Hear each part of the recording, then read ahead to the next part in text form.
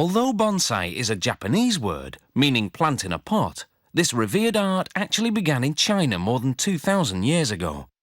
As it's notoriously tricky to look after the real thing, creating artificial trees known as bonsai zoke has evolved into a hobby with global appeal. Whether it's rustic pine, flowering cherry, or Chinese elm, bonsai zoke can be made to resemble a variety of trees. Some include stones and small statues, following a Chinese tradition known as penjing. First, strands of wire are wrapped using florist's tape. 13 are used, out of respect for a traditional Asian preference for odd numbers. Later, these wires will form parts of the trunk and branches. Next, the wires are wrapped with strips of paper towel for thickness and flexibility. To hold the paper towel in place, the ends of the wires are wrapped with more floral tape. Clumps of plastic pine needles are separated from their branches. Ironically, this fake vegetation is imported from China. Next, the ends of the branches are snipped off, creating segments about 2.5 centimeters long. These segments are wrapped with thin wire for support.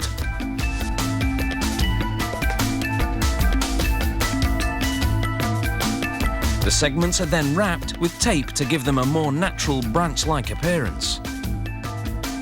These segments are inserted into the pine needle clumps. The thicker end becomes the bud and holds the clump on the segment. The craftsman now places 3 of these leafy segments together and attaches them with wire. He bends them sideways in the same direction. This mimics the tendency of natural branches to lean towards the sun. For more mature-looking buds, 3-headed artificial segments are used.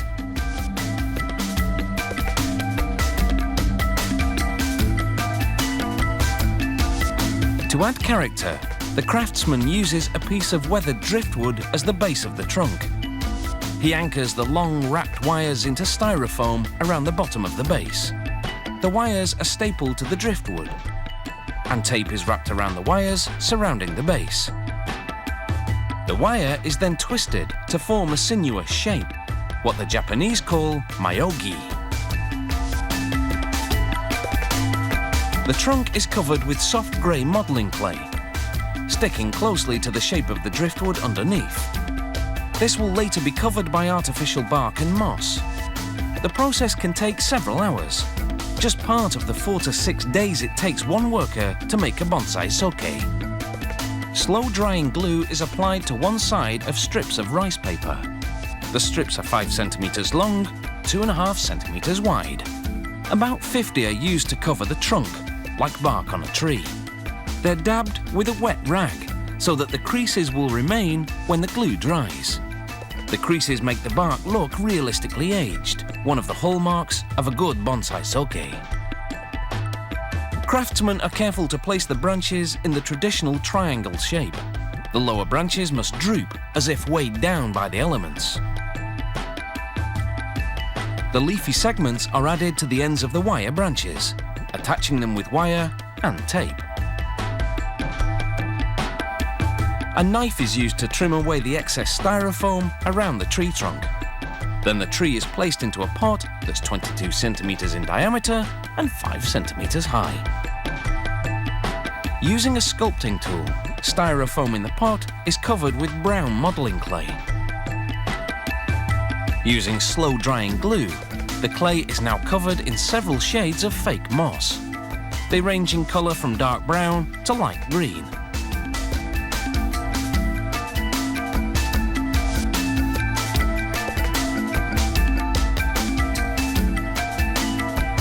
The craftsman gently blows on the moss to scatter it across the base.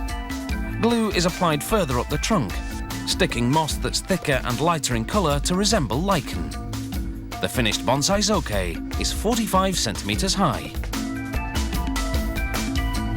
And the good news, of course, is that it needs absolutely no pampering, just the occasional dust.